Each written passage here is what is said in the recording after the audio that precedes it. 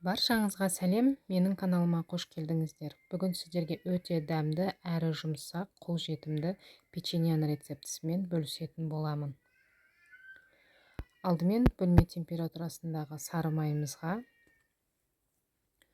қантты салып, жақсылап араластырамыз. Қанты еру керек.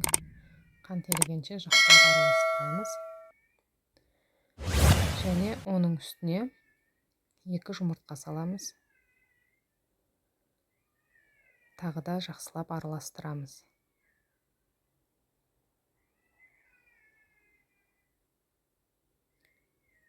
Оның үстіне шым-шым тұз саламыз.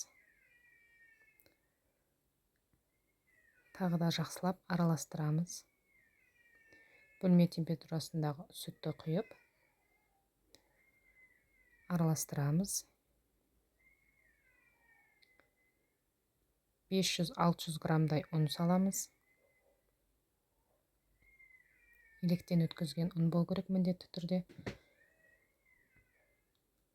Оның үстіне 10 грамм қамыр қопсытқышпен 1 шай қасық ванильный сахар саламыз. Қолымызбен қамыр елейміз. Қамыр осындай қолға жабыспақ болып келеді. Ұн сеуіп, оқтаудың көмегімен осылай жайып аламыз.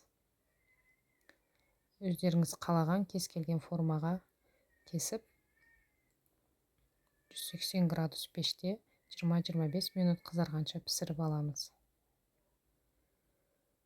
Осымен біздің печеньеміз дайын. Жасап көруге кеңес етемін.